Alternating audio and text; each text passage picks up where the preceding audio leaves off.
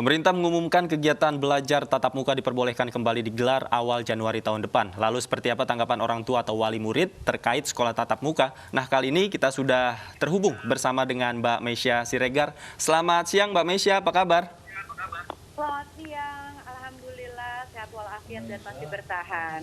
Baik, Mbak Mesya sebagai wali murid, tanggapan Anda seperti apa nih? Sebentar lagi ini siswa kan kembali bersekolah tatap muka di sekolah. Tanggapan Anda seperti apa? Iya, tanggapan aku pribadi sih sebenarnya satu sisi ini adalah sebuah kemajuan dan progres yang mana pasti udah dirindukan oleh anak-anak kita gitu ya untuk kembali ke sekolah. Tapi satu sisi juga tanggapan aku sangat concern dengan masalah SOP.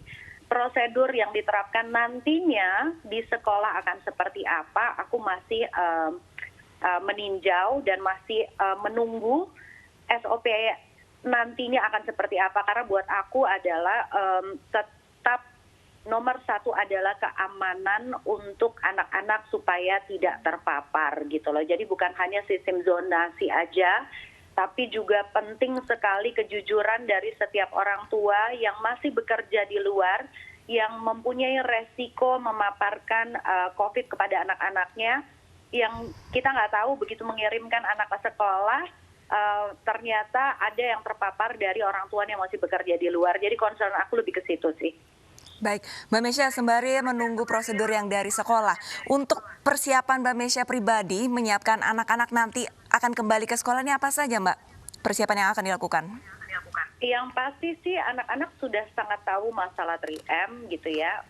Anak-anakku untungnya 2 anak sudah cukup bisa mengikuti prosedur protokol kesehatan. Tapi anakku yang ketiga beda ceritanya karena dia masih usia prasekolah, di mana dia belum terbiasa untuk melakukan protokol kesehatan dengan konsisten, yang harus benar-benar didampingi untuk diingatkan tidak pegang sembarangan, tidak bersentuhan, kemudian tidak melepas maskernya.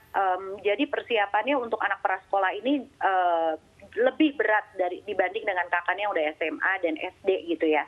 Jadi kalau ditanya persiapannya apa, yang paling penting adalah menyiapkan anak-anak imun. Tubuh mereka ketika sekolah, mereka harus sehat walafiat dengan segala persiapan dari mulai asupan gizi dan lain sebagainya, dan juga tentunya edukasi ya yang paling penting. Dan balik lagi SOP-nya seperti apa. Jadi ketika aku nanti tahun depan sudah harus melepaskan anak-anak ke sekolah, aku harus sudah yakin sekali bahwa sekolah menjalankan SOP tersebut dengan baik gitu. Mbak Mesya selama ini pernah nanya nggak ke anak-anak tentang apa sih yang mereka mau? Apakah memang belajar dari rumah aja, ataukah ada antusiasme tersendiri dari mereka untuk kembali ke sekolah bermain dengan teman-teman? Seperti apa Mbak Mesya? Iya, beda-beda Mas. Jadi kebetulan anakku yang pertama, dia sama sekali udah terbiasa sekali dengan daring. Dia sudah menikmati sekali dengan sekolah daring karena mungkin fleksibel dan juga lebih santai gitu ya. Tapi anakku yang kedua beda karena menurut dia udah begitu rindu dengan keadaan sekolah, situasi sekolah dan teman-temannya gitu loh. Dan anakku yang ketiga juga yang prasekolah ini justru yang dicari adalah kegiatan sekolah dengan bermain bersama teman-temannya. Jadi kalau aku lihat memang kembali lagi dari kesiapan mental anak-anak. Anakku yang pertama nggak siap mental karena dia tahu bahwa COVID ini belum berakhir, angkanya masih naik. Jadi kakaknya yang SMA ini udah berpikir logis dengan kenapa tahun depan harus mulai untuk tatap muka. Tapi aku berdiskusi dengan banyak pertimbangannya pemerintah membuka kembali sekolah Kak gitu loh.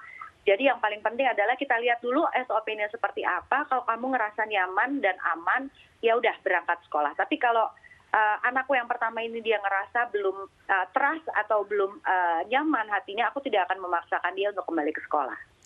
Mbak Mesya, untuk tahun ajaran kali ini kan sudah melewati 1 semester. Nah ini kira-kira evaluasi dari Mbak Mesya mengajar anak-anak untuk sekolah daring ini apa saja Mbak? Adakah evaluasinya? Iya, banyak sekali evaluasinya, terutama anakku yang prasekolah yang pertama. Karena anak prasekolah itu ternyata membutuhkan sekali yang namanya social skill, di mana harus ada tatap muka antara murid dengan guru dan juga teman-temannya. Nah ini yang aku nggak dapetin karena usia prasekolah itu tidak bisa belajar lewat daring tidak sangat efektif karena apa? Mereka memang sudah harus bermain gitu loh. Memang nature-nya mereka itu bermain bersama, mereka berkegiatan aktif gitu loh. Jadi untuk usia prasekolah ini sangat tidak efektif menggunakan metode daring ini. Jadi tidak bisa aku terapkan metode daring, jadi aku harus menyiapkan waktu yang lebih untuk bisa belajar bersama anak-anakku sambil bermain gitu. Untuk anakku yang kedua, evaluasinya adalah dia sudah sangat menggampangkan sekolah daring ini, di mana dia nggak perlu pakai seragam gitu ya, dia ngerasa boleh sambil makan dia tinggal matiin kamera gitu. Jadi hal kedisiplinan ini menjadi bergeser untuk anakku kedua. Nah, kalau anakku yang ketiga justru menurut aku efektif.